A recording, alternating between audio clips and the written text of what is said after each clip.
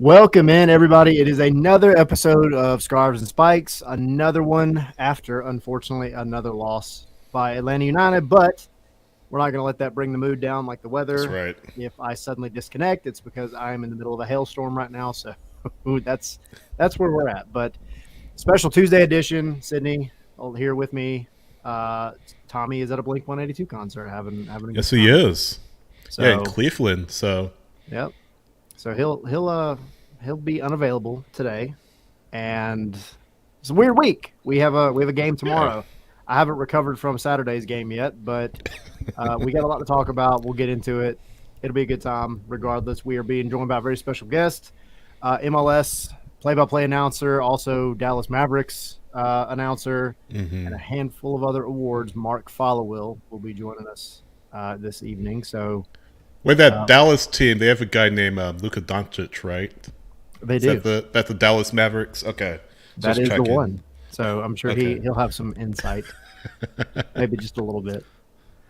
Um, Yeah, we know the like Trey versus Luca thing that's been yep. going on ever since they both came into the league. So yeah, Mark's as you said, Tyler has been calling Mavericks games for a while. He also called FC Dallas before the MLS Season Pass contract kicked in. So be interesting to get his feedback and his thoughts on MLS so far and what he's expecting for Wednesday night's match. So he'll be calling the match from Mercedes-Benz Stadium, and yeah, looking forward to having him on.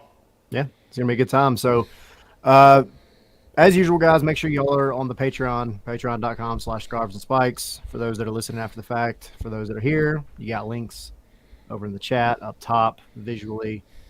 Pointing it out now because this weekend, myself and Sami will be doing another watch along for the club level supporter folks on Patreon. So, be another good time. We'll have hopefully a win incoming, but who knows?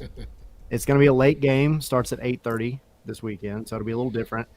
And we'll just have a good time. It was a good Well, time last time. We'll it's not probably have that another late giveaway. though. Yeah, So 8:30 is not that late. All things considered, I mean, yeah, later than usual. I mean, it's not like it's 10:30 or anything like yeah. I that. mean, But it's the perfect time for a watch along. Actually, you can ease into it.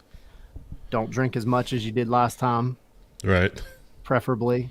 But no, it'll be fun. It'll be fun, guys. And I don't know what the drink and food of choice is for this match, but I don't know. Somebody said Chicago hot dogs. Somebody said Chicago pizza. I don't know. I don't know what we got to go with, but we'll deep find dish, something. baby. Yeah, deep dish. Yeah, Um, cool. there's So like hundreds of places you can get deep dish pizza and hot dogs from Chicago. So, yeah, yep. I but gotta make my yeah, own though. I gotta stop spending money. So I'm gonna figure out a way to make it at the house. right Um, there you go. all right. So as usual, guys, y'all make sure y'all jump into the chat. I see we're coming in hot already. Edward, do you think Pineda's the right man for the job? I'm sure we'll discuss that at some point tonight. Yeah, Um, I'm sure it will be discussed. I'll give you my quick hint at what I'll say later, but I still believe you fire Pineda and you're going to screw up everything for another 2 years. I think you have to, at minimum, give the summer transfer window time to happen, and then we'll see. But I like Pineda. I just think he's got to stop the skid, and I think he's got the tools to do it. He's just got to make it happen. So, with that being said, that's the perfect, I guess, segue into the crap show that we have to talk about from Saturday night, yeah, the Charlotte match. yeah, and we'll talk about it a little bit. I know we have Mark coming on in just a few minutes, but we'll get into that. We'll talk to Mark as well. And I think you mentioned the salary guide. We'll talk about that as well, I'm sure. But yeah, I mean, we mentioned it on the ratings show 4 matches lost against or in all competitions, including the U.S. Open Cup. So Atlanta United is just in a really bad way right now. I think no one can argue about that point. I tried to check to see what the record was for most matches lost in the row across all competitions. I think it is 4. I really think it is. Atlanta United, I think, had something like three-game losing streaks in MLS in 2020, which, gosh, let's forget about that season. Let's forget about that year, Tyler. Yeah, The that entire was a terrible year, 2020. man. I don't even The like entire bringing up that 2020. number. Yeah, least favorite number of all time. yeah, exactly. But it's really in a bad way. We kind of talked about it too. It's been like that since Chicago. You get an own goal though. You have that Chicago match to win the game. You know, if that doesn't happen, you're talking about 5 matches in a row across all competitions without a victory, and it could be worse. Colorado are coming in. They've only won twice in MLS. They did win their U.S. Open Cup match against the Colorado Hailstorm, which we can't say the same about Atlanta United, obviously. But Sure. yeah, but yeah, 3 matches won all season long. They're on a 7 or 8 game unbeaten streak before they lost to Philly the other night. Just several draws, just hadn't been able to get over the hump outside of those 2-3 wins this season. So they're going to be coming in looking to get things right, get themselves back in the win column in MLS, get 3 points that have kind of eluded them for much of the season. So I don't know. I think, and we'll ask Mark to give his thoughts on what he thinks about the matchup, what he's expecting. But it's 2 teams that really need to get right and really need to correct course before they fall out of the playoff race. Colorado already also have playoff places. Atlanta United are in 4th, but it's kind of papering over the cracks of what has occurred over the past week or two. I think they're 3 points out of playoff position. 6 points from the bottom of the table entirely. 6 points from last. So yeah, really papering over the cracks. And again, Tyler, think about if they have lost or drawn that Chicago match.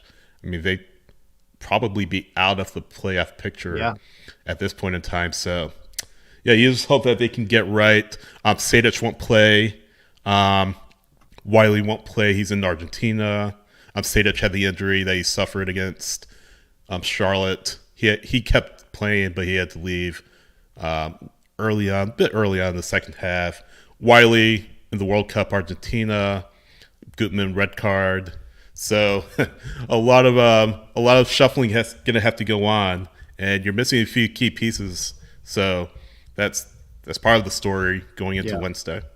And I'll go back to, so the storm is kicking in hard. I don't know if y'all can hear that. I'll go back to kind of what we were talking about Pineda real quick. Again, there are so many variables here. You can't just blame it on the coach. You can blame a lot of it on the coach. Absolutely. Players have a hand in this. And now we have the salary table that came out today, and you see what the front office is paying certain players. And I think, maybe we kind of forego a little bit of like the in-depth Charlotte conversation because the game sucked. We already know that. It sucked. It was actually, in my opinion, it was the worst defeat that Atlanta has had at Mercedes-Benz Stadium, I think, in their history, because the Austin match last year, though it was bad, Austin was a good team. Charlotte's not a good team. Austin 1 win away from MLS Cup last year. I mean, you're right. Yeah. So in this one, you just looked 15 minutes of pretty good soccer. You couldn't finish, but 15 minutes of pretty good, game. And then it just fell apart after that Charlotte goal, which should have never happened, by the way. It is what it is. So we've got some good comments. We'll run through before we get Mark on. Instead of just we can recap the Charlotte match all we want to, but we've done it over and over again. We'll be beating a dead horse. Real quick, Michael coming in asking if it's bourbon. It's not bourbon. It is Crown Royal today because it was that kind of week. But hey, Wild Turkey Rare Breed's a good one. I have water, by the way. This is H2O. That good old high quality H2O. Nothing wrong with that. Sir. So it was mentioned in the chat, Tim saying, I think with the salary information that came out, a little bit of the heat will come off Pineda for a match or two. I think you're right. I do think no matter what, if Atlanta loses this match, loses the match against Chicago this weekend, the seat is as much as I'll sit here and say that firing Pineda would not be the best thing in the world, because I don't think that's where they're at yet. I think you got to stick with him. But the seat's getting hot at that point. Mm-hmm. But then you look at this salary table that came out today, and I know the big one that's popped up already has been Luis Abram and the amount of money that he's making. And It's a lot. yeah, it's a lot. He's played 8 minutes in a match in the beginning of the season. He played during the Open Cup, which they lost, and I think maybe a handful of minutes since then, right? And the amount of money that he's getting paid is wild. Of course, you have Luis Araujo getting paid, I think, 7th highest in the league, and we've discussed that over and over again. The numbers are not matching up to what the output is.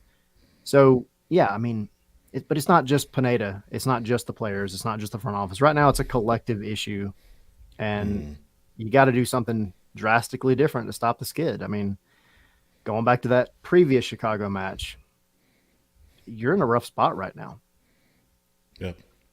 Maybe they do get right against Chicago this weekend, but before you get to Chicago, you got to get to Colorado, and that presents challenges of its own. So yeah, we'll get into all of that a little bit later on. But Tyler, we have a guest waiting in the wings. We do. It is about that time. Introduce Mark Followill. We appreciate you coming on, man. Hi, Tyler. Hi, Sydney. Hey. How are you? Hey, Mark. Thanks for coming on. Good. Yeah, it's great to be on. I was backstage watching for the last 33 minutes. Hopefully, we'll pick your guys' spirits up here and our time to visit. Did I also hear correctly that there was like wild turkey maybe being consumed? Did I hear that correctly? Yes. Not by me. Wild turkey and Crown, I think, are the two drinks right now. So. Okay. Well, since you like kind of put that out there that you were doing that, and I heard that, I ran into the kitchen. And I have my my Arsenal. Can you see the Arsenal logo on that? Yes. Yeah. Oh, okay. So I just poured that to sip on. This is Knob Creek Select Rye. So okay. Yeah. So all right. Well, cheers. Yeah, cheers. Good stuff. Nice. Yeah, it's nice and to talk to you right guys. I'm sitting here talking to you from my living room in Dallas, and in a couple of hours I'll be on a plane headed to your fair burg and getting ready for the broadcast with Kindred Day St. Alban tomorrow night. So it's great to talk to you guys, and looking forward to chopping it up here for a while. Sweet. Likewise. The home of Trae Young, by the way, Atlanta, the home of Trae Young. Yes. As you know. I do. Yeah. So, it's funny. So I don't know how many of your viewers know what I do I'm 12 months year round. Full-time, staff member, but obviously doing it from October to April, most notably, is the TV play-by-play for the Mavs. So we obviously have a lot of thoughts and know that Luka Doncic and Trae Young are connected at the hip and will be for the duration of their careers. You know what I think is really interesting about all of that is, and I thought this was really noticeable in the first 2 years. Remember when Luka and Trae were both in the Rising Stars game? And I think Luka made the half-court shot, and Trae and Luka are both there, like watching it from half-court, and it goes in, and they're laughing. And there's obviously the competition between the two for the Rookie of the Year. What has struck me about the Trae Luka thing over especially over the first 2 of their 5 years in the league is that people have like tried to create this rivalry. But the cool thing about it is those guys, it's very clear when they speak about one another, they obviously think highly of the other person. Not just as an individual, but of course, as in terms of their game, they respect each other's games. They realize both guys are great players. And so I've always thought that was cool, especially since those guys came into the league so young. They were both 19 years old when they came into the league, that they were the adults in the room when everybody around them was like creating all this noise of this rivalry of this Luka versus Trae thing. So and I think they're smart enough to know how the media game is played. And of course, their career paths are always going to be, of course, intertwined and looked at kind of as a collective thing. That's probably not very fair because they play in different conferences and different teams, and there's so much to it than that. But that's just to get it kicked off tonight. That's my little Luka. I figured there's no way I could make it through 25 minutes of our conversation or however long we're going to be talking tonight. I got to pack at some point. So, right. So however long we're talking tonight, I figured there's no way I was going to be able to make it through without some Luka Trae talk. So I'll get it right off the bat. There you go. Yeah, that's what we're here for. But to your point, though, that rivalry, I think it's still the early stages of it. I think as it progresses, I think it's going to be very interesting as they get a little bit older. Well, I think I speak for everybody. I know I speak for everybody in Dallas, and I'm pretty damn sure I speak for everybody in Atlanta on this. What will be great one day is to see the Luka Doncic-led Dallas Mavericks and the Trae Young-led Atlanta Hawks playing in the NBA Finals. Hey, man. That's what we want to see, man. I would love it. That would be then we're talking rivalry, and then there's really something to sink your teeth into in terms of their connection to one another at that point. No, absolutely. Definitely. So, because we could talk about basketball all day. We could. You didn't have me on for that, I assume. So, but hey, I'm good with it, though. I'm good with it because we have a lot of basketball fans in here, and if our other host was on here with us, we would be talking about a whole variety of other stuff anyway. So it's okay. He's at a Blink-182 concert right now. I'm trying to, I was a late add to this game. I don't know if maybe Kevin was going to do the game, but I got an email last Thursday about doing the game. So I'm a late add to the broadcast for this game. So it's interesting you bring up a Blink-182 concert. If I had not been flying to Atlanta tonight, I was going to be tonight here at the House of Blues in Dallas at a concert for the Violent Femmes. Oh, really? They're doing a tour this year. This is the 40-year anniversary of their self-titled debut album, the one that had Blister in the Sun and Kiss Off and Gone Daddy Gone and, the songs that I think most people all associate with the Violent Femmes. And they're in Dallas tonight, and they're doing a concert where they're playing their debut album that came out 40 years ago in its entirety, from track 1 to track whatever. So that would have been where I would be tonight. But I'll be landing in Atlanta somewhere around midnight instead. Cool. That's one of those flights. So, how familiar are you with Atlanta? Obviously, I've watched the game from the game against Charlotte. For my prep this week, and watched the game this past week. I'm sorry you had to watch that game. Well, look, I heard you guys talking. And it sounds like that you guys, as followers of the team, very closely, are pretty down right now. It's interesting. As I was listening to that, I thought, wow, these guys are down and frustrated with what's going on right now. And my perspective on it is a little bit different. Last week is an outlier because it's 1-0. And then obviously the game completely turns on the Andrew Gutman call. And, the fact that it was the double whammy of a penalty kick and a red card for denying of an obvious goal scoring opportunity. Call was right, I thought, by the way. But, it's obviously that was unfortunate. I mean, the game, for all intents and purposes, was over at that point. But you guys, slid very badly in one game against Columbus, 6-1. Obviously, you've hit a rough stretch right now. But, before the Apple TV thing, I was doing FC Dallas games for 11 years. And so I think the reality of this league is everybody's going to hit rough patches. And, if you hit your rough patch earlier in the season, this isn't as true as it used to be, but I still think there's a lot of belief, a lot of truth to this, is that, you have time to get out of it. A 3-game skid in May of an MLS season is far from some sort of death sentence for what your prospects are in the season. So, there's some things to work out. As you guys know, who watch the team, you guys are watching every game very intently and watching, all the time. And, I've got a chance to watch all of this past game and done, a lot of prep and parachuting in to do the game. So you have more perspective on it than I do, but maybe from the outside looking in, and maybe this is my time with FC Dallas, my time with the Mavericks is, I always never think things are as bad as they seem when you're mired in a losing streak. And I think that things are never as good as they are, by the way, when you're in a good run of form, whether it's basketball, football, soccer, whatever it is. So it was interesting when I was in the backstage, besides running to go pour my Knob Creek Rye, since I heard that was a staple part of the program. I thought that was the other interesting thing that I heard you guys talk about, was that you seem like you're really down right now. And, obviously the other day was a weird game because of what happened in the early part of the second half. And, you're home. Colorado has played very well on the road, but I like your chances tomorrow night, so. See, so I'll ask you this, turn it over to Sydney for sure. He's got, but it's interesting coming from an outside perspective, because I think when we look at the team, it's almost harder. And of course we try to be unbiased, but I mean, this is an Atlanta United podcast, right? Yeah. I would expect nothing less than you guys to, so you're Atlanta United fans. You try to be fair and accurate, but you want Atlanta United to win. I embrace that wholeheartedly as somebody who's done team broadcast for a long time. Yeah. So we look at the team and they started off so well, right? Mm-hmm. best start in their history, tied Right. what they did in 2018 when they won the Cup. Right. And then you have the international break. You have that Columbus match that you talked about, 6-1.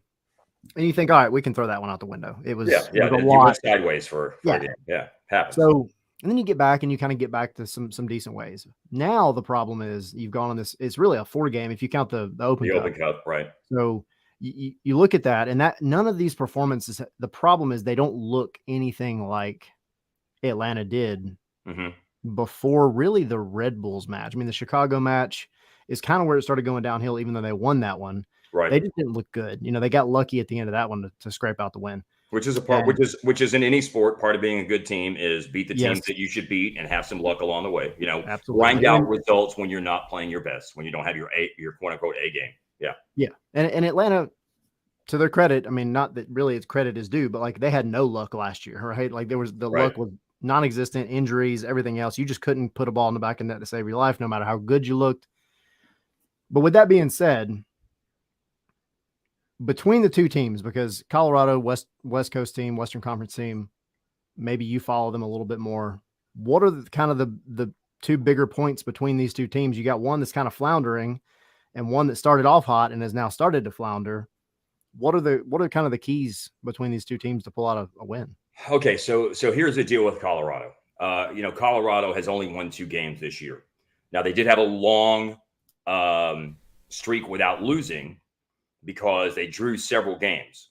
One thing to be mindful of tomorrow night, that is that if this is a 1-goal game late, if Atlanta's up 1-0 or 2-1 or 3-2, whatever late in the game, Colorado is very good at rescuing points. Matter of fact, their only 2 wins, by the way, are on the road this year. They haven't even won at home out of 5 games, but they've had 3 games this year where they've equalized and salvaged a point by scoring a goal after the 85th minute of the game. So I think that's one thing to think about. I'm very curious to see tomorrow, because I kind of go through all of the things that I've thought about up until this point. Number one is Giacomakis, is Yorgos Giacomakis back in the starting lineup. I think that's obviously, that gives you somebody that keeps the other team up at night when you start thinking about the game, beyond Almada. And I said earlier, I like, Atlanta's at home. And the other thing I like about them in this matchup is that there's just more people out on the field that are going to keep the other team up at night, that you have to account for, that are next level talents in terms of like Almada and Giacomakis in particular. So I'm very curious to see what happens with against a 3-man back line. Colorado's got some injuries. I don't know what their lineup's going to be. I really don't. But looking at what they played last week against Philadelphia, their left wing back, Mark Kanik, is pretty inexperienced. So you've got a right back in Brooks Lennon who loves to get forward, who's second in the league in crosses. Araujo is going to attack down that right-hand side as well.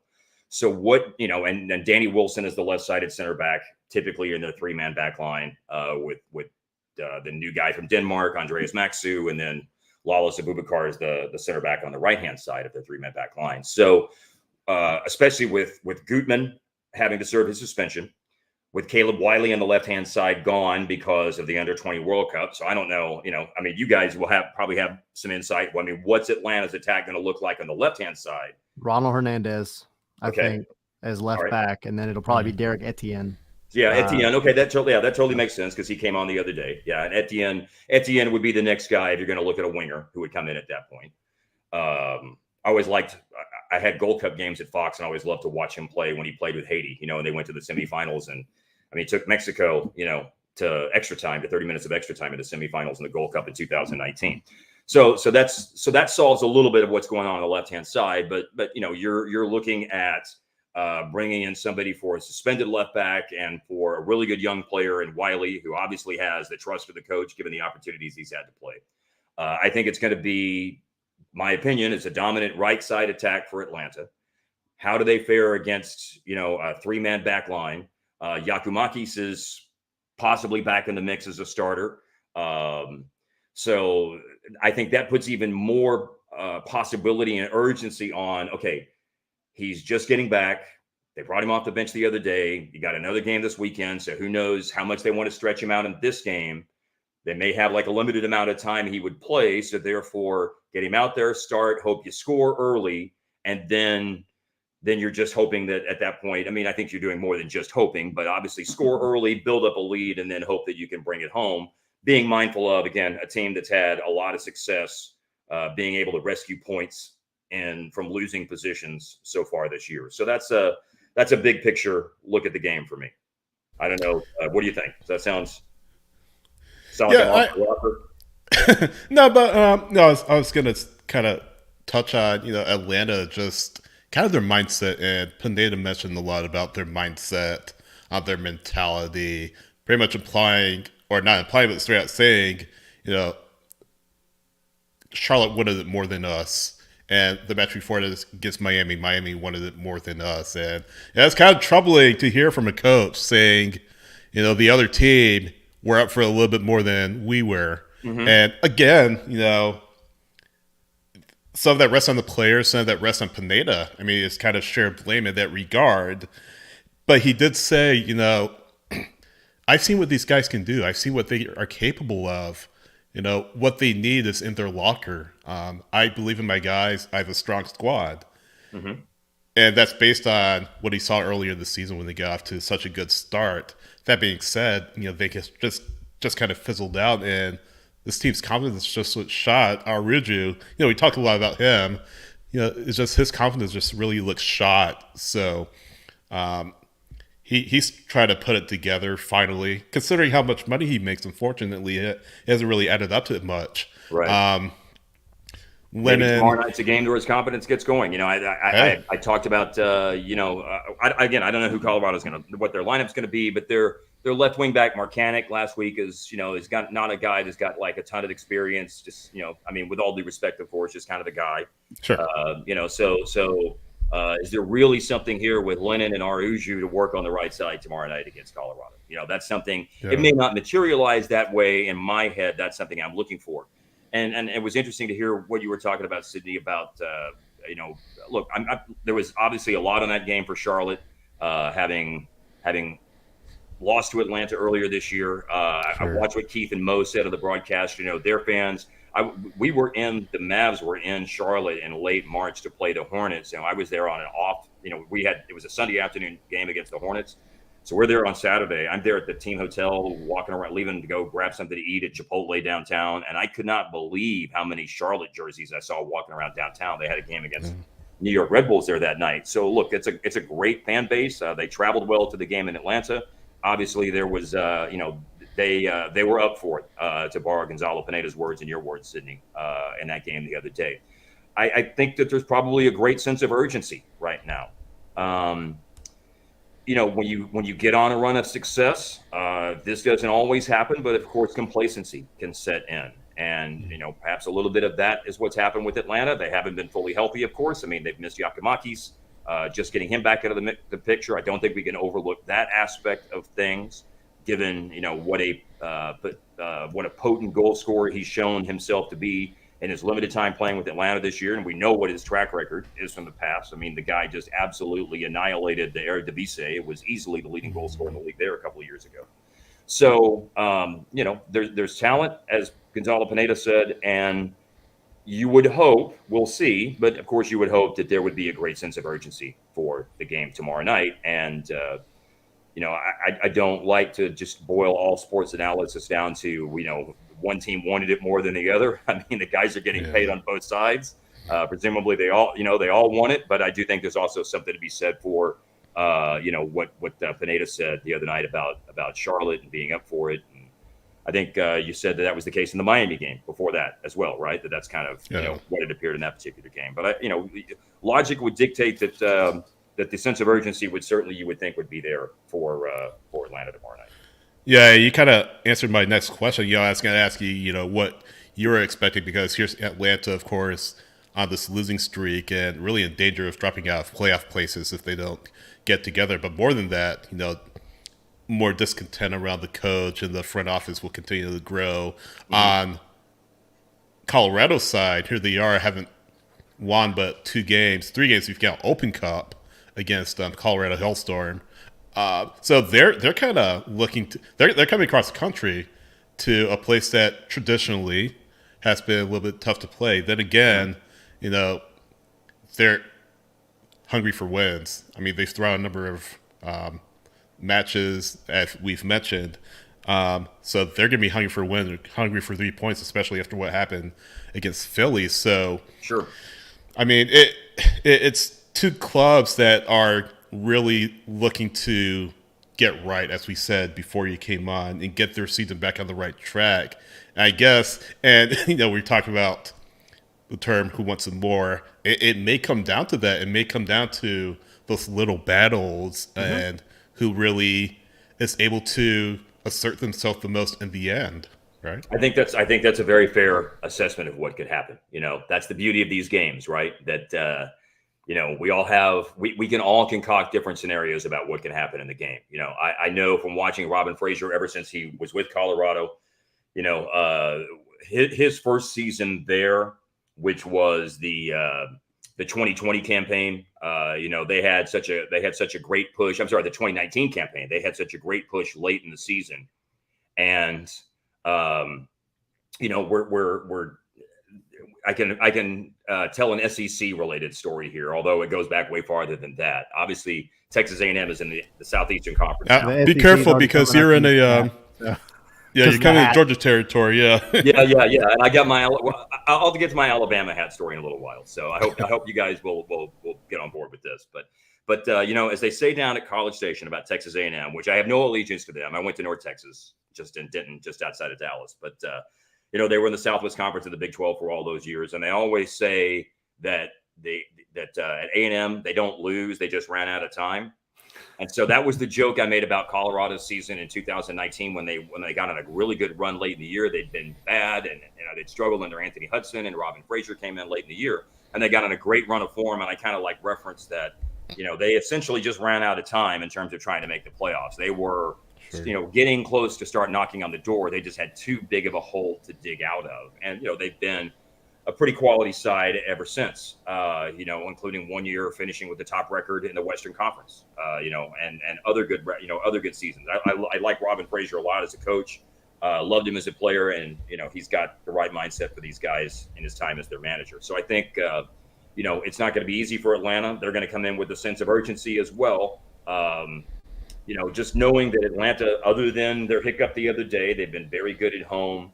And obviously, they're a team that has set a very high bar in their short time in the league. And I would think that there's going to be, both teams are going to have urgency, just something kind of, I feel it more from the Atlanta side at this point.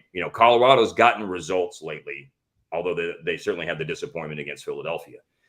From the Atlanta side of things, they haven't gotten any results lately. And as you mentioned, Tyler, not only a 3-game losing streak within the league, but the Open Cup as well. So, tough game. I think that's abundantly clear that we would have to go into and assume it's going to be a grind. But the sense of urgency thing. The other thing too is, one other thing is Colorado is only missing a guy. Now they've got some injuries. And they've got a guy serving a red card suspension for what happened. Did you guys see what happened at the end of the Philadelphia game the other night? It got kind of wild. Michael Barrios. Yeah, Michael Barrios, formerly at FC Dallas, so I watched him for several years. Mm-hmm. He shoved Andre Blake in the back right at the end of the game, right before the end of the game, and then the end stretched out another 6 minutes because a big confrontation happened and guys on both sides got thrown out. So Brian Galvan, who got a red card, isn't something that's not as big of a loss for them as Gutman is for Atlanta. So that's one thing about the suspensions that are kind of interesting this week. But again, Colorado's got some key pieces that are out. Keegan Rosenberry, who's never misses games. I mean, this dude's played every minute of a season twice in his career. He got hurt in training last week, and he didn't play the other night. Cole Bassett, is out. Other guys who would at least be up for selection in a 20-man game day roster are unavailable as well. So, that's something that Colorado's got to contend with as well, as they don't exactly have a full complement of guys that they're going to bring to the Benz tomorrow night. Yeah, and I think, it was kind of the same story this past weekend, right? Because with Charlotte, all the variables were there for Atlanta. You had Charlotte came off a short week because they had the Open Cup the week before. They had injuries. Enzo Capetti was out for yellow card suspension, so your leading goal scorer is out. Yeah. You're at home where you should be winning in theory, right? So everything was going for Atlanta. So, and then now you're coming into this Colorado game, and there are things that go in favor of Atlanta. And I think as an Atlanta fan, you just have to hope that they've been slapped in the face enough. We've been saying it for almost 2 weeks now. Like, maybe this is what they need to wake up. Well, when we were in the locker room this past Saturday, we were getting ready to wait on Pineda to come out and do his press conference, and it was an extensive wait, which you know what that usually means. And I do. So maybe that was the wake up call they needed, but they weren't sitting around a campfire making s'mores. They weren't doing kumbaya or anything like that. They weren't having any Knob Creek or anything. No, not in a celebratory way. Anyway, they might have been having some, but it wasn't to celebrate. That's for sure. Yeah, so they might have been commiserating with some. Yeah, maybe just a little bit. Right, maybe just a little bit. I know fans may have been drinking it at home. Yeah, watching the match. Look, the variables are definitely there, but look, it's why you play the games. The variables were there for the 76ers, and they played Boston in Game 6 at home. And Jason Tatum was horrible in the first 3 quarters, and they still couldn't get it done, and ended up losing Game 6 and obviously Game 7. So, the variables may look good, but you got to go out and get it done. And Colorado's going to come in with the right mindset. Whether or not they're going to be able to get it done, we'll see. But I know I'm looking forward to it. It's my first time in Atlanta for an Atlanta United game. I've done a U.S. women's game at Mercedes-Benz Stadium when they played the Netherlands in a friendly. Yeah. About 2017, I believe, was the year that occurred. Maybe 2016, one of those 2 years. I think it was there at the Georgia Dome, I believe. Yeah. I guess was that the Georgia Dome? I believe it was. I think it was. Okay. I'm pretty sure it was. Yeah. Yeah. So I guess this would be my first time at Mercedes-Benz Stadium then. Until mid 2017. Yeah. Okay. Yeah. Yeah, that was Megan Rapinoe got booed in that game. Yeah. Because she took a knee during the national anthem. So that was, an unfortunate time, obviously. So that was at the Dome. But so I'm looking forward to going to Mercedes-Benz Stadium. It's going to be a lot of fun. So I got a quick question for you. All right. Well, as you see, I probably don't have a quick answer. I have a long answer. That's okay. Because we could talk about like all the tactical stuff, and I do think in the broadcast, for sure, like one of the things to keep an eye on has been Andrew Gutman and that left side, because you're pointing out the right side, right? You're pointing out Arujo, you're pointing out Lennon. They're I don't want to say they're consistent, but they've been consistently partners. But the ones that have had more chemistry has been that left side with Caleb Wiley and Andrew Gutman. Well, now they're both gone. Right. Etienne hasn't unfortunately produced much. And Ronald Hernandez, the only game he's played in this year has been the Open Cup. Now, he was probably the only good point of that Open Cup, and that was against Memphis 901, right? Yes. Okay. All right. And so we talk about the wings and both sides, but have you looked into in any of your stuff prepping for the game? What have you thought about the midfield for both teams and kind of how that could pair up? Well, I love Almada, obviously. I mean, that's the strength of the midfield for Atlanta. The question to me is, what's the best if you're going with a double pivot? Who are the two best guys to do it? Because it seems like that Pineda maybe hasn't settled on that yet. Like it was it was Ibarra and Sadic the other day, right? But then it can be Rossetto or it can be Sosa. Can be in the mix there. So, especially if you're going to be asked to protect the back line and work with a partner in a double pivot situation. So you've got to know what the other guys do. When the other guy pushes up, you've got to understand everybody's movements and tendencies. So when, okay, I need to be more of a 6 right now, and the other guy's like, okay, I'm going to venture forward. I'm going to join the attack. I'm going to try to I'm going to be a little bit more box to box and play higher up the field. So that to me is kind of one of my things when I look at the Atlanta midfield is what's the best combination behind Almada? Who are the best two guys to sit in front of the back line? And that seems, maybe you guys have some perspective on it, but my outsider perspective is it seems like that's kind of like a fluid thing that they haven't really settled on that. Yeah. And I'm not going to say it as strong as because I don't believe in this necessarily, but how people will say, if you have 2 quarterbacks, you have no quarterbacks. I think that's kind of BS. But I do think that for them to be the best that they're going to be, there needs to be some consistency there. Yeah, and I think to kind of answer your question, I mean, because that's a topic that's brought up all season on this show before the season started, and I'll be the first to say it. We were all over Franco Ibarra and Mateus Rossetto, that pairing, because last year it did not work. It didn't work at all. It was very, very bad. And part of the reason was because they were using Ibarra as more of an 8, as just a central midfielder. And then this season, I remember I was there at the training ground. One of the first interviews that we did with him, he said, I'm back to playing as a 6, as a CDM. I'm back in my position that I grew up playing. I've been playing it since I was a kid. And last year, people were ready to run him out with the pitchforks and the torches. Like people were done with him. And he has been one of the brightest spots in the midfield this season. Of course, he got injured. He had yellow card suspensions, all that. But actually, the best pairing I think that we've seen on a consistent basis when they're not injured is Mateus Rossetto and Franco Ibarra. Sosa has not done, I think, what he's done in the past for Atlanta. And Sejdic is great. Sejdic is more of a forward-facing number 8. I just don't think that his chemistry with Ibarra is as good as it is with as Rossetto's is.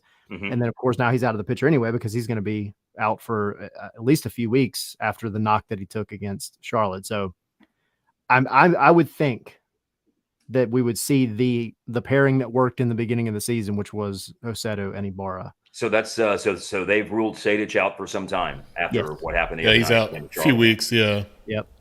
Well, that's unfortunate. Yeah. But look, I think even if you don't want to arrive at these things by players by a lack of availability for players. I mean, that's never the optimal scenario to arrive at things.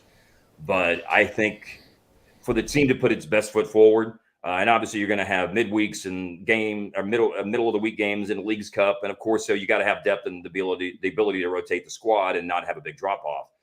But I think settling on someone who you want clearly to be, and especially so they can continue to look, the spine of your team needs to be on the same page.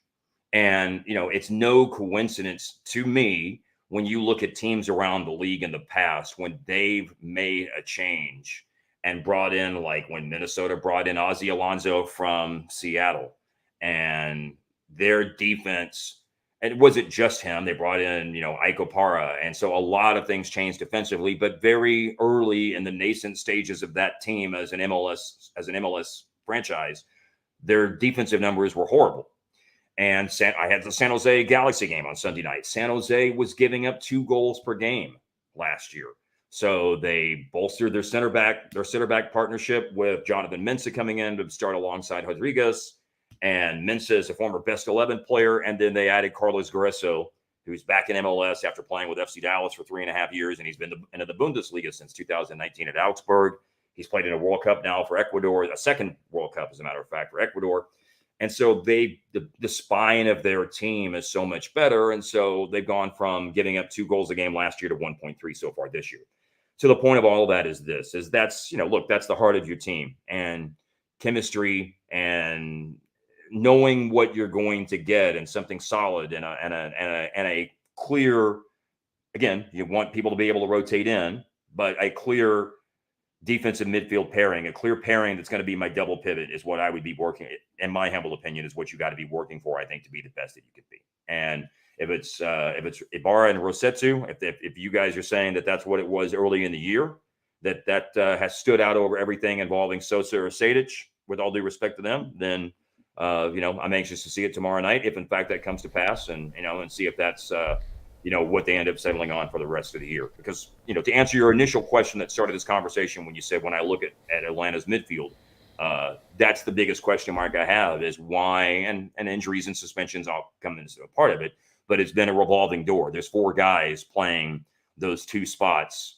Especially recently, there hasn't been like a real rhyme or reason to it from the outside looking in. Now I understand it a little bit more, but ultimately I think you want to settle on, 2 guys playing it much more, collectively much more often than not. Yeah. So we're going to cut you loose in just a little bit, but okay. I mean, you've covered FC Dallas for years before coming out with MLS Season Pass, and that we can't let you go without asking you about Jesus Ferreira. And oh yeah, sure. Like, I mean, off to another good start this season, challenging again for Golden Boot. A kid that has come through the SC Dallas Academy like so many other players. World Cup player, played more World Cups to come in 2026. I mean, it's for someone that's covered his career for such a long time on the club level. Is it kind of a pitch me moment to get to cover a guy like him or to have covered a guy like him and still cover a guy like him for whenever you do FC Dallas matches? Yeah, no, it's awesome.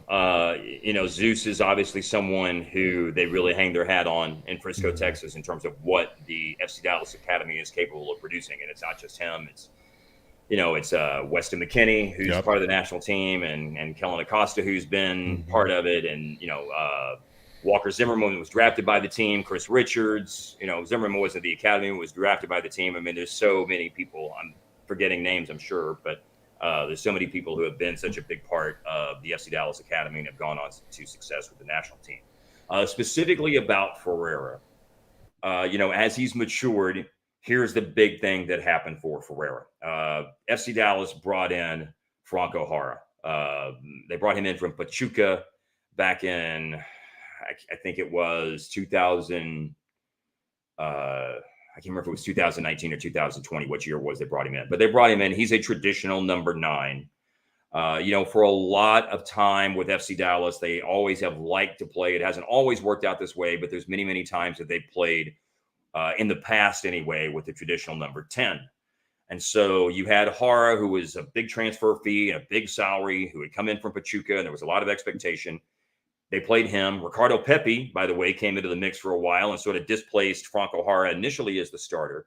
And so you had both of those guys there. And for a lot of time, what Ferreira had to do was do one of two things. He had to either play as kind of a false 9, 9.5, like somewhere between a 9 and a 10. They would play him at that kind of a position. Sometimes to get him on the field, they play him out on the left wing, which isn't his natural position either, but he was certainly willing to do it. And it's not like he was bad at it, but it wasn't his natural thing. He's a center forward. He's a number 9. He doesn't necessarily hold up play in the way some number 9s do. A lot of his is movement and late arriving runs. And, he will drop deeper and get touches than, an advanced 9 who's just a goal poacher and a post-up kind of guy, who holds up the play in the box and things like that. But I think once the traffic cleared on the roster and it was clear that Ferreira was the best number 9, we're not going to play a 10 anymore. We're going to go to, and when Nico came in, this was one change that happened with Nico. And although Lucci would play 2 8s as well, would play a 4-3-3 with 2 8s and a 6. But then sometimes, the formation would morph into something different, or they would go into the season and say, we're going to play a 4-3-3, but it would change. But the thing that changed really for Ferreira was being in a position where he was the number 9. And there was no question about it. There was no debate. He's not going to play in the wing. He's not going to play as a hybrid between a 9 and a 10 or be a 10 or something like that, because they would ask him to do that as well. Once that happened, then Ferreira's career took off at that point. And, it's been amazing to watch his success ever since. And it's a shame that he didn't get more of an opportunity in the World Cup. Yeah. So, about to have a lot of competition. I'm glad you asked about that. I've loved covering his games. So I did say before we got done tonight, since we're in SEC country, and the 2-time national champion Georgia Bulldogs, who defeated TCU in the national championship game. I didn't go there, but of course I'm demolished about 30 miles away from the campus. But that was a butt kicking of the highest order. But I'm in a online master's degree for a journalism master's degree program in Alabama. So that's why I have my Crimson Tide hat on. I thought you guys would appreciate that in some way. Oh, absolutely. Yeah. So the one thing I'll tell you that's kind of funny is I didn't want to be one of these people who got an online degree and never went to campus. So I went down to Tuscaloosa in March for the Auburn, right at the end of the basketball season. Auburn and Alabama played at Coleman Coliseum in Tuscaloosa. And, Alabama was one of the top-ranked teams in the country at that point. They were the number 1 seed going into the NCAA tournament, obviously, and it was great to spend a couple of days there. I met with some professors, but the highlight of it was going to the basketball game, and it was sold out, and they were down 17 in the second half and came back and won in overtime. So, and it was funny to listen to talk radio because you don't understand this when you're in Dallas, Texas. But to listen the next day and the day when I got there before the game and the next day to listen to talk radio and to hear what the people in Tuscaloosa were saying about the people from Auburn. I mean, holy... You know what? Those people hate each other. Oh, I mean, it's wild, man. Yeah, you might as well build a wall right between them. I mean, they are just they despise each other. Kidding. Yeah, that's a good word for it. I could sense a lot of despising going on sports talk radio that day for sure. So that's my little funny SEC story for you. Well, that's cool. I hope you're well on the way to getting that. I got 3 more classes left, so I'm between the spring semester and the summer semester right now. So it's the timing's working out nice to have like a game last weekend and the game tomorrow and a game this upcoming weekend of San Jose and LAFC. I don't have any studying to do right now other than for soccer games. Right. So it's good to cram 3 in 1 week because I don't have to worry about some discussion board post that's due or something like that. So that's good. I did it too. I did the online thing. Yeah. Every Wednesday I had to have my discussion board post in. So I get it. I was there. I'm glad we can empathize with each other's pain. Well, look, I know you got things to do. You got packing to do. I might have one final quick one for you. Yep. We'll probably see you at the stadium tomorrow. Yeah. Come by the booth and say hello. I'd love that. Yeah. The food at the Benz is off the chain, so you'll enjoy it. I think I say that and watch them serve something terrible. I don't know. Right.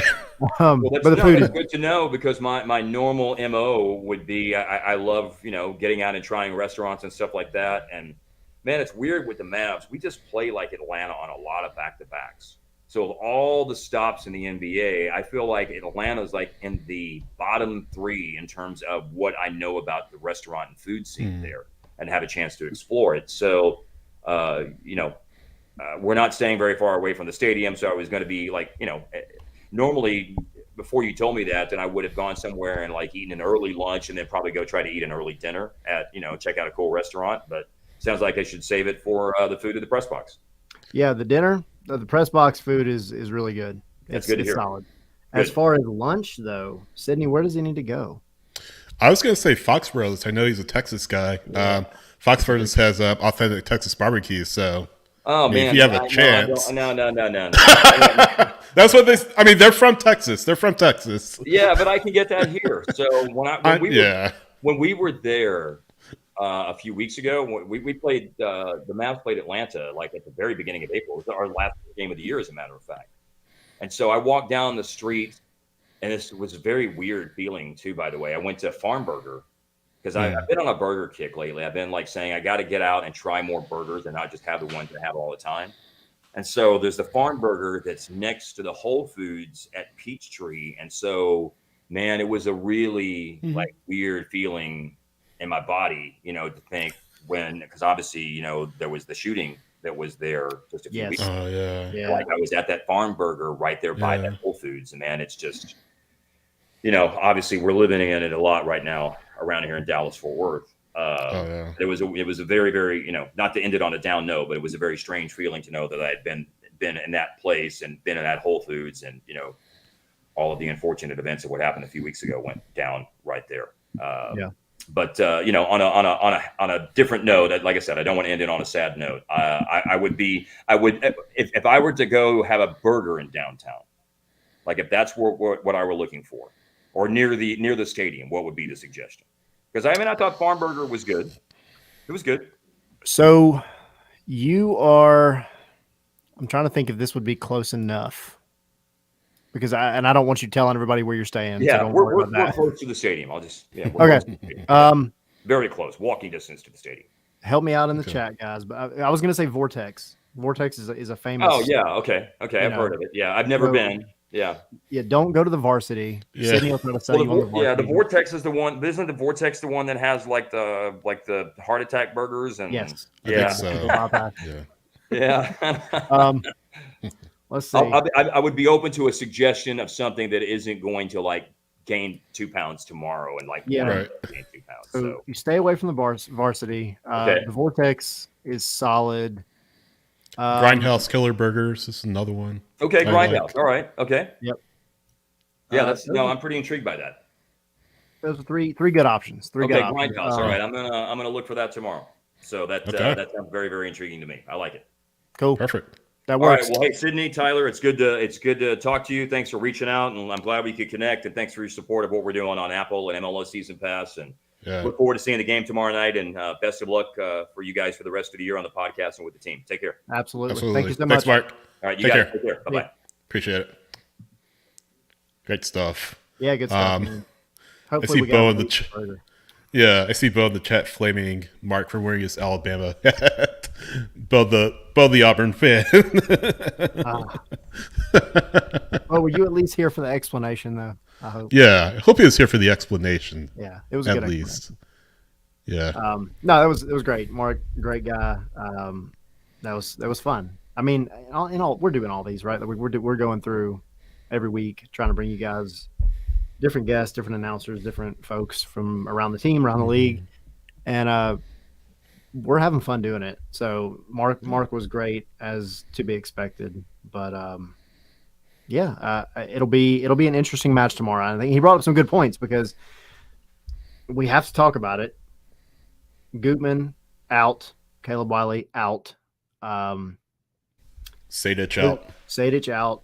But that left side is going to be interesting. I mean, I think this is your sink or swim moment really for Derek Etienne to come in and really put his stamp on that position because he kind of has to. And then Ronald Hernandez kind of in the same boat, really. I mean, there was a point almost a year ago when I thought Ronald Hernandez was just a little bit of extra fat that needed to be cut from the roster because he just wasn't being used. And it's not that he's ever been a bad player, but I think the short times that we've seen him over the past calendar year, he's actually done pretty well. Yeah. And the pairing, because you go back to the Memphis game, right? The Open Cup, he came in and he actually ended up playing both sides at some point during that match. And he was the only, of course he was the captain, but he was the only leader on the field. He was the only one that was playing like he really wanted to be there. And this is an opportunity. If he is the one that makes that starting 11, I just can't see it being anybody else. The only other option I think you have is Aiden McFadden. Yeah, I was going to say that. Aiden. Yeah, but I just don't think they're going to do that over Ronald. This is an opportunity. And you could shake up that whole left-hand side if they come out and have a good game, especially if they come out and have a good game, then they're going to earn all the praises of the Atlanta United fans because things have sucked so badly for the past 4 matches. If they have a great game, man, then it's going to be just all the awards for them. So I'm really curious to see how that plays out. Yeah, I mean, it's the situation where you don't have a lot to scout, I guess, if you're Robin Fraser in the Colorado Rapids because he just hasn't played all that much. I mean, he's had a handful of minutes here and there. He played an Open Cup, I believe, but he's had some injury issues. Again, we haven't seen a whole lot of him. He played. Yeah, he came in against Charlotte, right? I know he came in against Miami. Yeah, he had 10 a handful minutes. of minutes at the end of the games, so nothing significant. But yeah, Played the entire match against Memphis. Not much outside of that. But again, it's just that the unknown factors probably. It's not always when a player doesn't play. It's not always because they're bad. I mean, it's just because they haven't been granted the opportunity to show what they can show. And you said, Tyler, it's a great opportunity for Ronald, considering Ronald to come in and next man up, to borrow the phrase you hear that a lot in football, speaking of the SEC, but next man up. And can Ronald Hernandez be that next man up in a situation where you're missing Andrew Gutman? I guess the good thing about the red card is he rests Gutman for a day. They can get him back against Chicago. Yeah. So I guess glass half full on that. But yeah, I mean, not only that, but what other rosters lineup decisions do you make? With 3 matches in 7 to 8 days. Yeah. So that's something else that we need to kind of think about. But yeah, I agree. Great Well, opportunity for Ronald coming in. so Mark, really good point. You know, and kind of going to what you're saying as well. Like it's the unknown, right? And I kind of feel like obviously Pineda has already said, and Mark is saying it in the chat. Pineda's already said that he's not changing formations. There is obviously two schools of thought here. Those of you that listen back at the beginning of this season, this show, head coach of Chattanooga came on and had a conversation with us about the way that they played soccer. Going back to that match in the Open Cup last year where Atlanta beat them 6-0. He said, why are we going to practice or change the way we play if we're never going to play that way consistently? And I understand, like, you stick to what you want to do because in some way you know it works. However, there's also a time to be pragmatic. Chattanooga going into an Open Cup game against Atlanta United, I don't think there's any tactical change that needs to be made that's going to make a big difference. So you go and you play your game. Atlanta on a 4-game skid, I think this is where you start trying to figure out, all right, what can we do to throw a wrench in the other team's plans to make something happen, to provide some life to this team, to do something different. And yeah, Mark, absolutely. Changing our formation is what won the MLS Cup. Absolutely. And that's kind of the point that I'm getting at. And then Mark's just on it today. He's reading my mind. I develop instant respect for him if he said no change and then pulled out a 3-5-2. And that's something I've been thinking about a lot. It can also backfire, though. It could. It also backfire on you. But at the same time, like, what you're doing now is not working. So, sure. I mean, yes, we know that the 4-2-3-1 or whatever you want to call it that Pineda is playing works, or it has, but it hasn't in 4 games. And while I do agree that it's still more of a y'all got to wake up kind of thing as opposed to y'all just can't play the 4-2-3-1 because we know they can. Maybe you do something a little different. You bring in this center back that you're paying ridiculous amount of money for, considering the amount of time he's played so far. You get your back 3.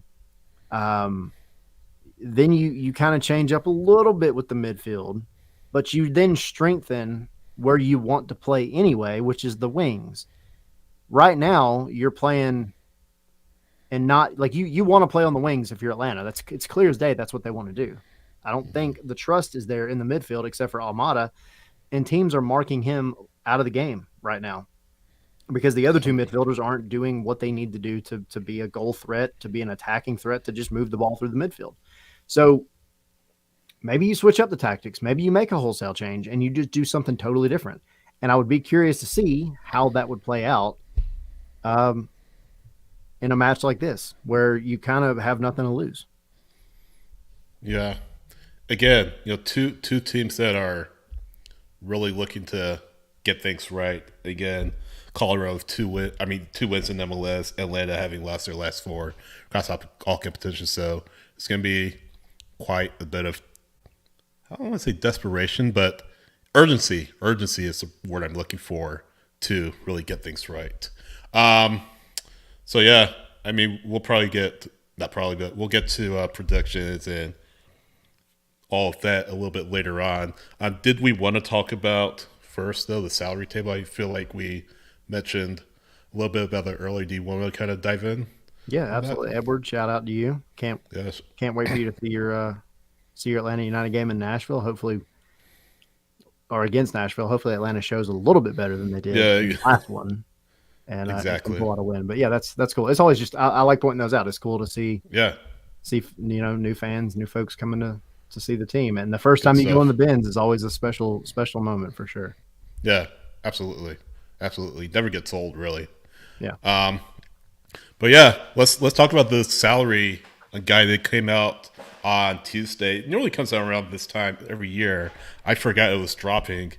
Tommy actually mentioned it in our group chat, and that's how I found out that it dropped today. But yeah, no, I guess major surprises.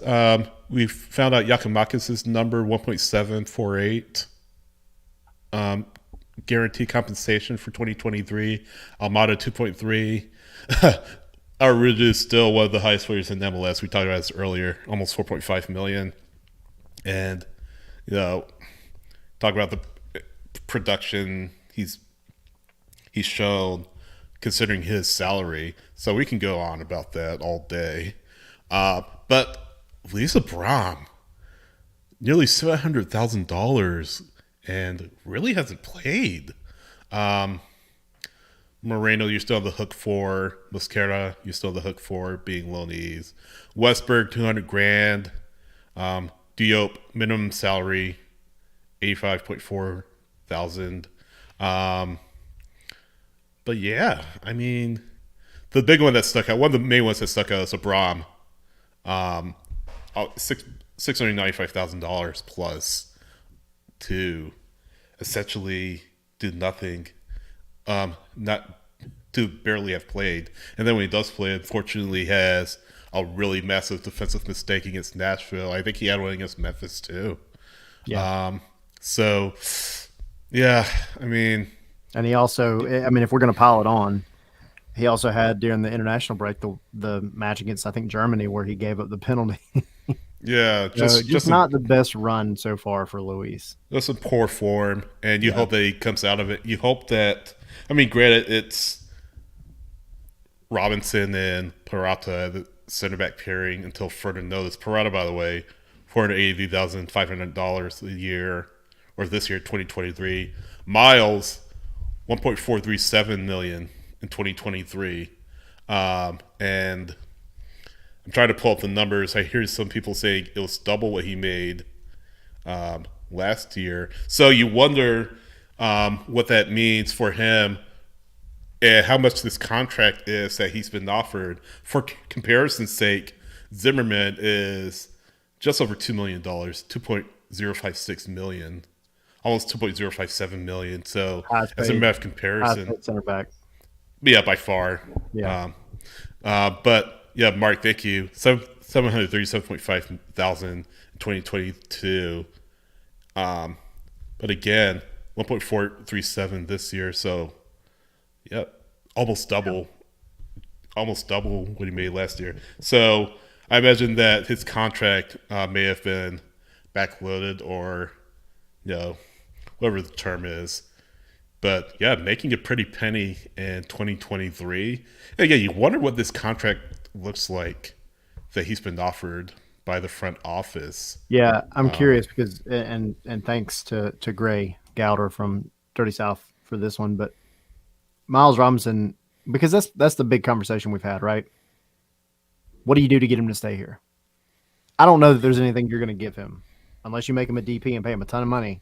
Yeah, it's going to get him to stay here. I just don't see it happening, especially with Zimmerman making over $2 million. Exactly. So, Gray pointing out that Miles Robinson alone gets paid more than the rest of the back four, plus their keeper combined, and so he's making money.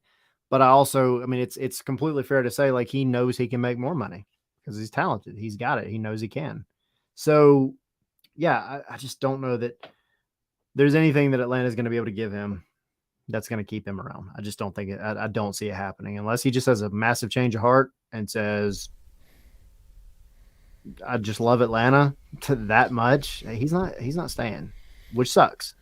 Yeah, but that's where you're at. I mean, I'll just point out real quick, Abram, that issue.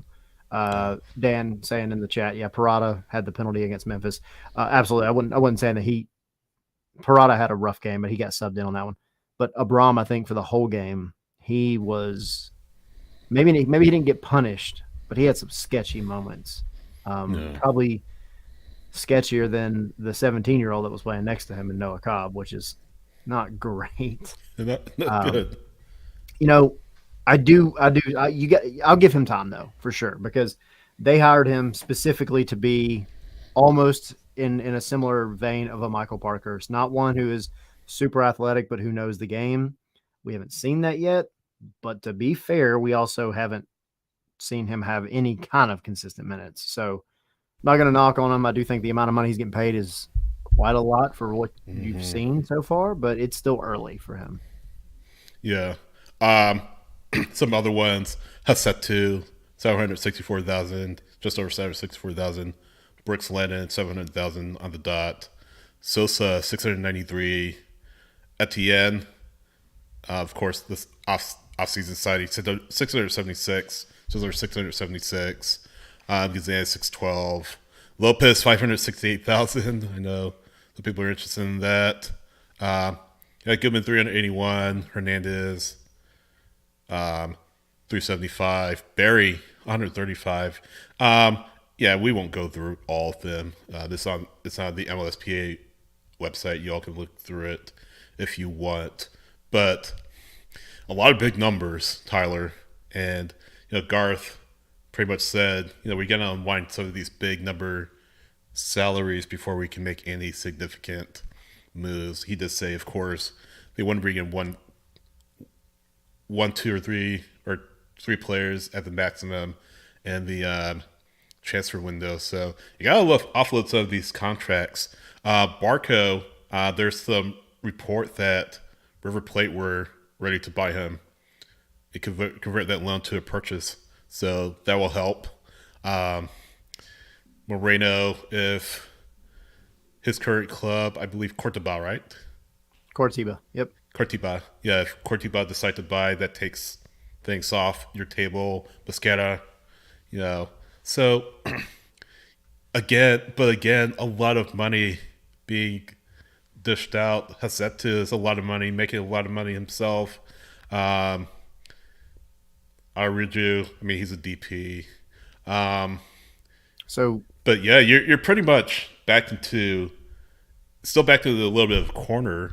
Yeah, that's gonna kind of handcuff to you a little bit longer. But again, get some of these salaries off the books and give yourself a lot more flexibility. And then don't just throw money out just to throw it out. Be wise. Be physically responsible with who you pay and how much you pay, because I think that's Atlanta's issue. What? Prudent with your money. Yeah, be prudent. I think that's Atlanta's issue. They're throwing out money because they have it, and they haven't been as financially prudent as they needed to be. So get some of these numbers off the table, get the salary cap back to a good spot, and bring in players that maybe aren't the biggest names or maybe aren't this rising prospect, but bring in people that really fit your philosophy, really fit your style. It can help you get to that next level. Because Parkhurst and Lorenos, they weren't superstars, but they're glue guys. They're leaders. Yep. And I think that's what a lot of people appreciate about guys like that. So, and I have a feeling that's what you're going to see in the summer window. Mm. You're not getting the next Thiago Almada. I think, let's say that Garth goes out and hits on 3 signings, right? There's a lot of hypotheticals here. The big one being that Almada is gone in the summer. The more that I hear the club talk, the more I feel like it's not happening in the summer. Mm. I don't know for sure. It's still a coin toss, but I do feel like they're really going to push to keep him until the wintertime in some way. But that being said, if Almada is gone, or if he's not physically gone, he's going. They already have somebody lined up. They have a list of names to replace Thiago Almada. Who that is, I have no idea. But they are not going to just let him go and not have somebody lined up to replace him. So, are we going to get a guy that's as talented as Almada? Probably not. But maybe you get somebody that actually connects the team a little bit better, in the sense that, like, he fits that role of a Lorenowitz or a Parkey, or again, different positions, but you get the point. I think if you're looking at the 3 signings that could happen, you're going to get somebody that is essentially going to be an Almada replacement, and then you're going to get 2 Ozzy Alonsos, Jeff Lorenowitz, Michael Parkhursts, guys that have a tried and true track record, not only of being a leader, but also that they've done their research, they've used the analytics, they've done the whole 9 yards, and they know that they're going to fit into whatever scheme Atlanta's trying to go with right now. Because and I say all that to say, it's fascinating to look at some of the recent signings and what they're getting paid, because if you look at Derek Etienne, who was before Lagerwey got here, and the amount of money he's getting paid right now. Yep. Abram, I think, is the one that's a coin toss to me because he was late, but I don't know what kind of conversations were had to bring him in and how much Lagerwey was involved in it. Then you look at Yakimakis, who we know they tried to not have to use a DP spot on him. But then there was the whole thing with the J League and the kind of, I don't know if you want to call it a bidding war, whatever. And so you had another team that was interested in him, and Atlanta said, no, we need this guy. We'll use the DP spot. We'll make it happen. We'll move things around. And so he comes over here, and he's only getting paid what, 1.7 million, right? Yeah, close just to over 1.7, 1.75. So you're paying a guy that you've played not even a full 90 minutes except for the Open Cup, almost or right at half of what you're paying your DP that scored 5 goals in 8 matches, 5 goals and 5 starts. And I wonder how much of those conversations with some of those players had Lagerwey involved in the contract negotiations, and how much was all Carlos Bocanegra. And that's enlightening to me. And I hate that we won't know what these newcomers, whoever comes in the summer, we won't know what they're making until next year. But I guarantee you it's going to be significantly less than their peers at the same position right now. Yep. And I think that's what Garth Lagerwey is going to make happen. I think he can sell somebody that's really good on coming to Atlanta United and still not pay them a ridiculous amount of money that doesn't make any sense. Yeah. Guess how much Etienne made in 2022? I'm going to say 125,000. You're close. It's 175. He's making what, like, it makes sense for him to come here. 4 or 5 times. Yeah, exactly. It's making 500,000 more, $500,000 more than he made his last year with Columbus. So yeah, big jump in pay, and yeah, don't blame him really for coming. So yeah, again, we're not gonna read it off all to you, but well, let me ask you this, and by all means, people in the chat too, y'all jump in. And to go back really quick before I ask that, and to give everybody their fingers ready to type. Marcelino Moreno, Edwin Mosquera, and Barco. Barco, we already know, has the clause in his contract, whatever it was, he put a marker, and River Plate's buying him. So that's off the books. Marcelino Moreno and Edwin Mosquera, we now know from Bocanegra the other day, saying that they have essentially the same options in their contract. Don't know if it's one of those specifically like Barco's where it was you hit a mark and they're obligated to buy, or if it's just that it's just an option, but they definitely have the option to buy. So those are kind of up in the air. Barco's gone. That's like 2.2 million. That's off the books for Atlanta. So that's a big deal. But that being said, who on this squad, just in your own opinion, no scientific method to back it up, is making the value that they're being paid? Is that rhetorical or? No. By all means, I want answers. I want to know. Yakimakis to me is already one, like for sure. Yeah, Yakimakis, Almada to some extent. Yeah, Miles. Yeah. Wiley, you would argue. What's Wiley at? Wiley's at 87. Oh, by all means, absolutely. Yeah, absolutely, Wiley. Yeah, I mean, good point. Exactly. Yeah, outside of that, you start to Gutman. really think. Gutman's a good shout. Gutman's a good shout. Gutman. Edward saying Yakimakis and Lennon. Yeah. Brian also saying Lennon. Mark saying Miles, Gutman, Yakimakis, Wiley, Almada, which is essentially what we said. Yeah, Wiley. So, yeah, I mean, but that's the thing. Yeah. That's like 5 players. Right, exactly. And it's not great. It's not great, Bob. Like, Right. No, you know, exactly. because you look at some of the other roster constructions in this league, and you're doing well with Wiley. I think that's a big deal. You also got rid of a guy. Now, I'm not saying this is necessarily the front office's fault, but the guy does want to come back, and he was making 85,000 last year. And that's Dom Dwyer, and we're talking about a backup striker position. Like, I mean, like to me, that's a no-brainer. I also understand you got to deal with. Then you've got a whole bunch of guys playing as a backup striker, and that's a whole different topic. Sejdic at 92,000. I think you could definitely argue for sure like that's good because Sejdic is a great role player. I mean, you can put him in, and you're not really losing a lot, if anything. I would argue that he's actually been one of the better ones in the midfield. Yeah. Brad Guzan, now that he's he took the pay cut last year, it's changed around a little bit when he's fit. Absolutely, and you could make an argument that Brad Guzan, after he went down, this team has not looked the same again. Yeah, exactly. So yes. So yeah, I mean, but still, like that's still less than 10 players, Right. and that's stretching it. So I'm really curious to see what Lagerwey does over the next. This is not an overnight thing, but I am curious to see what happens over the next year and a half with some of this roster and contracts and everything else. I mean, I don't know who convinced like Guzan to take a pay cut last year, or Emerson Hyman to just leave, like completely forego his contract and just leave. Some of the stuff I don't understand. So clearly somebody's got a salesman mentality in there, but it's not being used the proper way.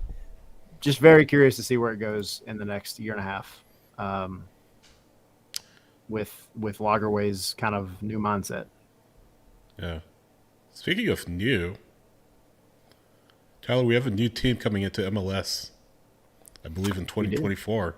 We do. Is in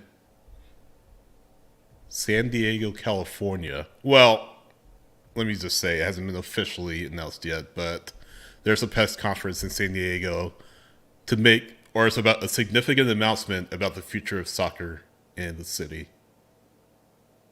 In other words, San Diego, MLS is going to San Diego. Yes, MLS is going to San Diego. I don't have it pulled up. You may know it off the top of your head. If not, I will pull it up now. But who was it that is essentially funding this team? So it's the Sichuan tribe of, the Sichuan tribe, Native Americans out there in the San Diego area, and an Egyptian billionaire by the name of Mohammed Mansour. His company is worth $6 billion. He is worth personally $2.9 billion. So he has a lot of money. Comes from money. His family, very rich, very well off. I believe his father founded the company, but he has taken over with his brothers. But yeah, he knows the U.S.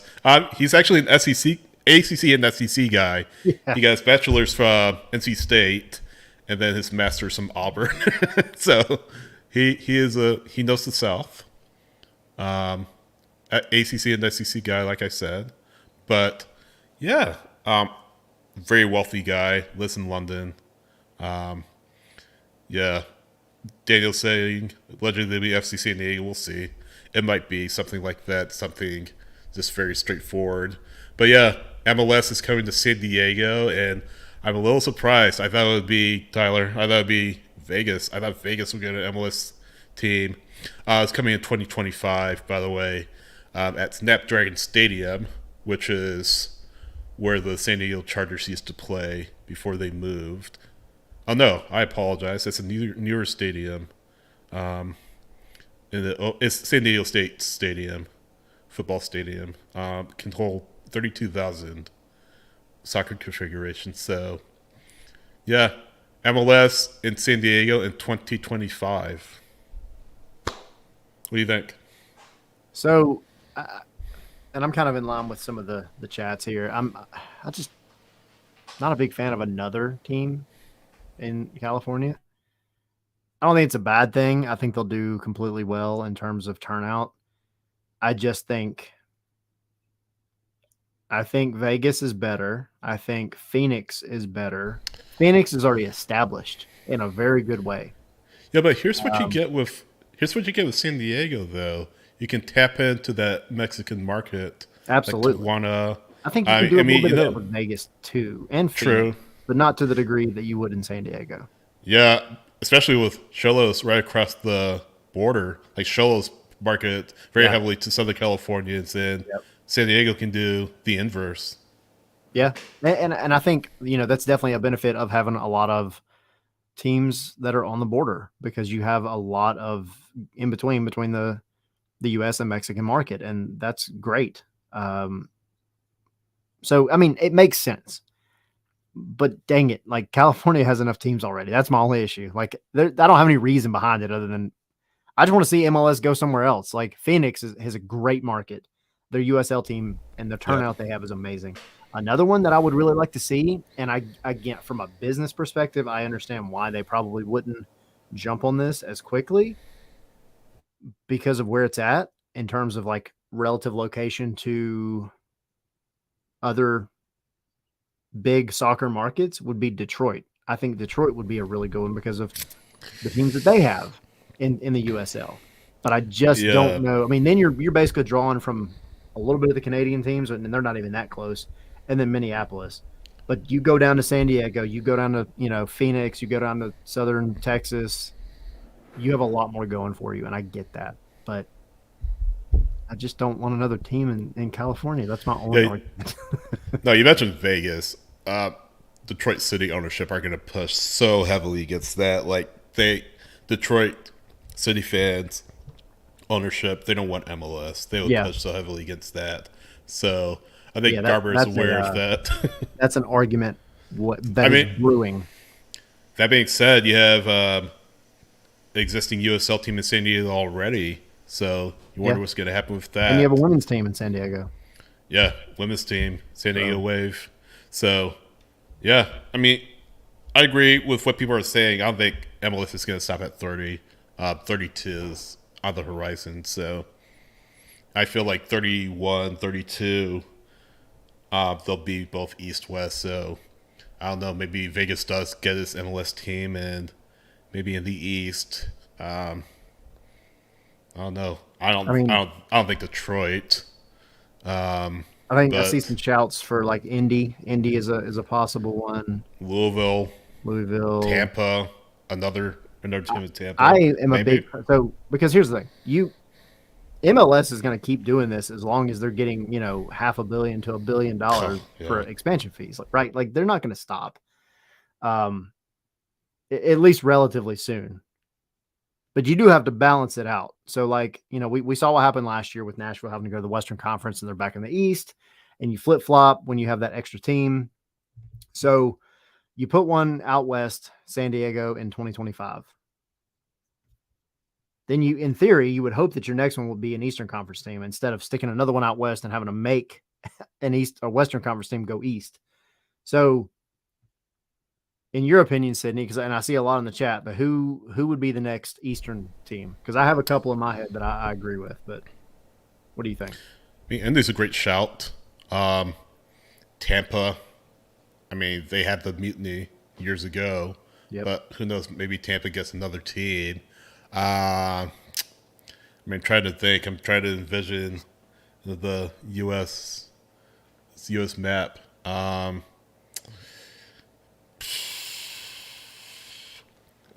mean, Tampa is kind of when I'm kind of zeroing in on. Detroit, I say USL ownership up there will push back, but I mean, San Diego are getting a team, so I don't know if that would necessarily stop MLS from expanding in Detroit if it's not an opportunity. So, yeah, you have a few options there. I think it'll be a mid to large market. Louisville, perhaps Indy are, playing back up too. What about Pro-Rel? Where's Pro-Rel coming in the conversation? We don't need to talk about it tonight, but Yeah, yeah, that's definitely another a thing you have thing. to think about. And to kind of sidebar off of this, and maybe won't spend too much time talking about it tonight, but the USL is launching a Division One Women's League to compete with NWSL. So maybe that's an opening for Atlanta, but we can talk about that another time. But yeah, I mean, we'll have to see. I don't think 30 is the cap. I think No. 32 So is I very was going feasible. to say, to answer my own question, there's a handful. Tampa, definitely one that was up kind of in my radar. Um, I've heard shouts for another Tennessee team. I mean, of course, you have Where are you Memphis. going to put it? That's the thing. I Yeah. mean, Chattanooga has two teams, one that is being very well run and very well coached, but you talking about a derby, an hour away, hour and a half from Atlanta. That would be really cool, but that's Yeah. not happening. Too small. Jacksonville, Mark saying is another good shot. But here, the one I want to see, and I'm not saying it because I think it's a good soccer market, but I just think the rivalry would be fun, and our watch-alongs would be fun. But I would like to see one in New Orleans. Decent That would shout. be fun for me. I think. Got the Pelicans already down there. Yeah, I mean, you've got the Saints and Falcons thing Saints. going on. So I mean, Yeah. you've got some things built there already. I really just want to do a low country boil for one of our watch-alongs. So I want to eat some crawfish, but no. I think it's not going to stop anytime soon, and it'll be curious to see kind of who pops off. Sacramento was one that the name was being ran a couple of years ago, and that kind of fell off for various reasons. Yeah. But yeah, it's not stopping. So hold on. Pro Rail, we'll talk about that later, but absolutely, it's going to get way bigger before they slow down for sure. Yeah. Hopefully not too big. Yeah, because then that's when you start introducing Pro Rail, and maybe a different kind of way, right? Like you have so many teams, you do MLS and MLS Championship, or I don't know. There's ideas here that can be. We can open that can of worms another day. Yes, we can. Um, Quick thing, and I'm not going to give you the standings and all that, but the Atlanta United Academies did a very, very good job in the MLS Flex tournament. That I think it's actually still going on technically. Flex. The kids are doing great. The kids had some really, really good games. I think the U15s are like second on goal differential or something. The 17s. Anyway, like I said, I don't have it all pulled up in front of me, but they all did significantly solid in their respective age groups, representing Atlanta, playing against some local clubs throughout the country, also other academies of MLS sides, but it was very, very well done. They did a great job. So talent's there, talent's coming up. You got to be patient with it, but you'll soon be seeing the next Caleb Wileys and those kind of ilk coming up in the next couple of years. It'll be good. Yeah, they're top their group in U15 and U16, and second in their group in U17. So Okay. yeah, great job to the boys. And let's hope that do you have the they can get some 19s pulled championships. up? Because I want to say it was the 19s that won their tournament, or maybe it was the 17s. I don't believe the U19s have a team in this they did. tournament. They don't. I'm looking right now. I don't see them. I think they just entered U15, U16, U17. But again, yeah, U15, U16 leading the group, and U17 are in second in their group. And I don't have the schedule in front of me, but I mean, you can go to MLSsoccer.com and you should be able to find it. But yeah, well done to the boys, and let's hope that they can bring home titles. Yep. Plural. Titles are always good. Yeah, and it was they can't show all these matches, right? Because there's tons of them. But you go to MLS, go to their website, and you can find the matches that are being played, and they're fun to watch. Those academy matches are always a little hectic and chaotic anyway. And the way that the team celebrates, the way that the kids celebrate with their team when they score is just they bring the hype, man, and it's fun to watch. So good for them. But moving on, Colorado and predictions. What do we have? Do you want to even try the lineup? I think Yakubakis starts. I'll say that. I mean, he's not on the injury report, so I think you do start him. Maybe you play him for 60 minutes, let him get built to match fitness, bring in Barry, and let's see what happens. Maybe Barry does better as a substitute. I don't know. I I mean, we'll see. I think Yakimakis starts. Etienne will start for Wiley. Hernandez, I'm with you. He'll start for Gutman. Sadic. Who do you start for Sadic? Maybe Ibarra. And then I feel like that would be it. I mean, you deal with a little roster congestion or fix your congestion, but I think those are your main changes. And I think everything else is the same. What do you think? Yeah, I mean, I'm gonna say I would actually put Diop back in goal Okay. and see what he can do when it's a little more planned for him to have extensive playing time. See what he can do to kind of shore up that back line and not allow, Justin Merriam to walk unmarked into the box. Yeah. Um, Wide things open like on that. the left post. And granted, that's not the goalkeeper's job in that point. Like he's rightfully looking at the ball coming from the other side of the field. That was all on Brooks Lennon. But no, like the defensive shape, somebody has to keep them in line. And right now that's not happening. And I think, again, that's where you lose Brad Guzan so much. We talked about it earlier this year, and I talked about how Quentin Westberg and Clement Diop were both very, very vocal. Of course, your back line, they know the game. They're responsible. They know what they should be doing. So I can't blame that on the goalkeeper. However, I don't see a problem with just resting Quentin Westberg and letting Diop just have another shot, because at least that man is a shot stopper. And because we saw it a ton in the Open Cup game, some of the games around that. Like, he did a great job. Give him another chance. Give him another shout. Let's see what he does. So you got him at the back. Obviously, you got Miles and Parada. You got Lennon on the right. I don't think you're changing that up. Though I would fully expect Lennon to not play 90 minutes, because you got to give that guy a rest at some point. And I actually do think maybe you do see Aiden McFadden come in at some point. But on the left, it has to be Ronald Hernandez as the left back. Then you got Etienne in front of him at the left wing.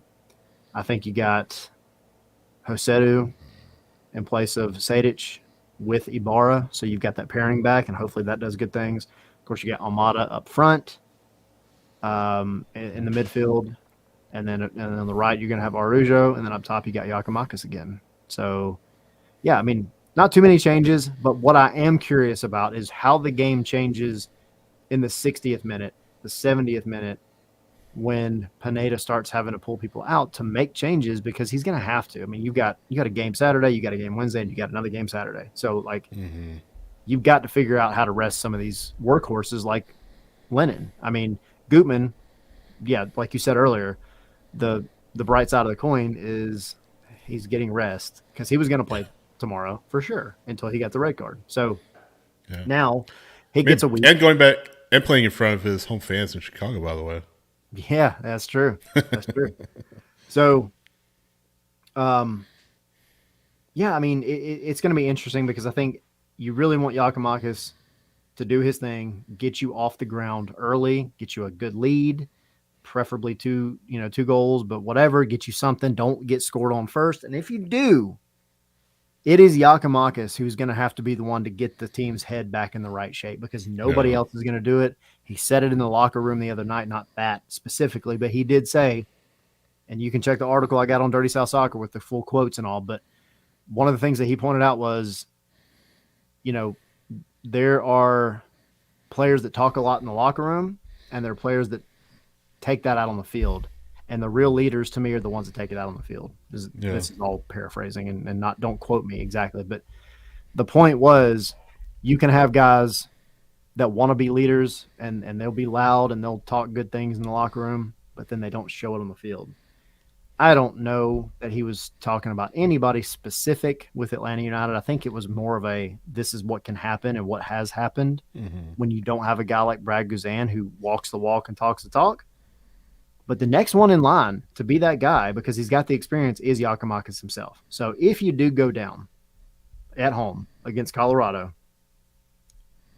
I am very curious to see how Yakimakis reacts and how he gets the team back on track, because that's going to be very telling in terms of how he wants to integrate himself and take that next leadership role with this team. Yeah. Yeah. So, what are you thinking prediction wise? I'll go first, and let you go. And I said 2-1 against Charlotte, didn't I? I think I did. You did. And then, of course, it wasn't 2-1. It was 3-1 in favor of the other team. So, I'm gonna go with 2-1 again. I really am going to go with 2-1 again. Yeah, Giakoumakis, I'm sure, will start against Colorado. I think he scores 2 goals. I think he opens the scoring. Maybe Atlanta gets up an equalizer, but I think he backs a brace. I really do. You said themselves, don't just talk about it, be about it. I think Giakoumakis can be about it, and I think he will be about it against Colorado. Yeah. I will agree with you, 2-1, actually. I'm back to wearing my Forest Kit jersey, which has not done great for the players, but in the beginning of the season, I was wearing it, and we were winning. So I'm back to that again. Mark saying 5-1 Atlanta United. Mark, Bro, really? Let's go. Bruno saying 2-2. No, I think 2-1 for me, but I will actually give it. I don't know who scores for Colorado. I'm going to probably say Barrios because he's like a little fruit ninja out there, just run around, little short dude. Like he just does things. But for Atlanta, it's going to be Giakoumakis. And I think I'm going to go ahead and I'm going to give the shout to Derek Etienne. I think this is where he finally gets a goal. Okay. So we shall see. We'll come back after the match and we'll talk about it and see if any of us were right, because we have been right one time this entire season. All right, Mikel Barrios is 5'4". Yes, he's tiny. That is a tiny dude. Good grief. Yeah, he's tiny. I watched him in the Open Cup game against Sacramento, and we had a killer game, by the way, which is probably Sacramento, Colorado hailstorm. Sacramento or Colorado hailstorm? No, this was the most recent one, which I think they played Sacramento. Okay, I've been saying Colorado hailstorm. I got it wrong. Okay, they played with the third round. Never mind. Yeah. Played with the third round. Anyway. And Sacramento's a good side, right? Like they were the ones that went to the final last year against Orlando. Yeah.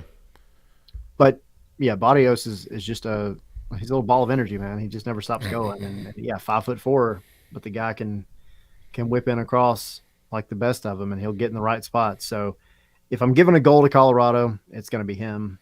And then Giakoumakis. And I think, I hope, I pray that this is the game that Derek Etienne gets it for Atlanta and really breaks loose.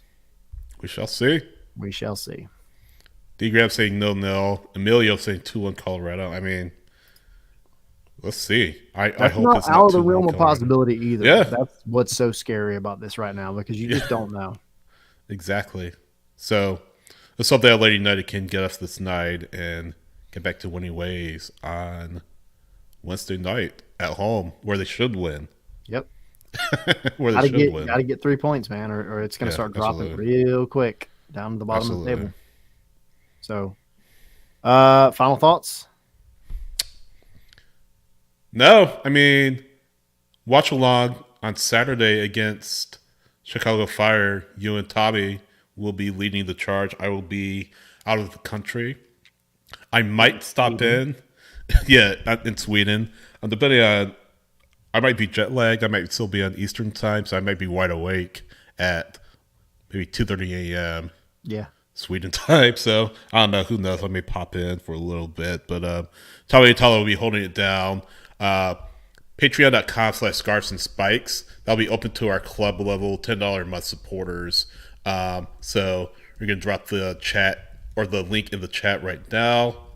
And if you're listening on the podcast, just type it in, Scarves and Spikes, or patreon.com/Scarves and Spikes. For our $10 club level supporters will get access to that watch party. We'll send you the link ASAP. If you're not a patron, please go ahead and do so. We have $1.17 tiers, $5 tiers, and $10 tiers. And again, we're still trying to ramp up what we want to do with this thing. So please stay tuned. We're trying to line up a lot of great things for you guys, giveaways, special guests, and all of that. Promise you, if you sign up, you will not regret it. Patreon.com/Scarves and Spikes. And like and subscribe. Like and subscribe to us on YouTube. Yes, I say that every indeed. week, but yes, please do. Helps us out a lot. Yeah. And yeah, if you guys are ever at the game, you see us walking around, by all means, come and say, hey, I was at the supporters tailgate the other day. Shout out to Steve, who was my tour guide. Coach Steve. Yeah, Coach Steve at the tailgate, and also Max McDonald. He was with us. Yeah. It was a good time. It was cool. Definitely going to go in there at one of these matches before and do the supporters march, get some footage, have some fun. But yeah, man, like we want to hear from you guys all the time. So if you see us at the stadium, if you see us floating around, come say hey. Come tell us, what you like about the show, what you don't like about the show. We're wrong, whatever. We're right. Screw you guys. We love you guys. Whatever. We want to hear it all. So. Never wrong. We're never wrong. Yeah, which guys. That in and of itself was wrong. Yes, terribly wrong. Yeah. I know. I'm more wrong than usual, but that's okay. I'm often wrong. I'm very opinionated, and so I'm usually wrong. But I've only gotten one right so far in my prediction, so I'm mostly wrong. We'll put it that way. Cool. Yeah. We'll be doing a small giveaway during that watch along, so that'll be fun. Tomorrow, spaces after the match as usual. The last one was funny because I think everybody had just kind of given in and said, you know what, screw it. We're not going to even be mad. We're just going to go in and we're going to have some drinks and talk about it. So it was more of a therapy session for sure. No copay required.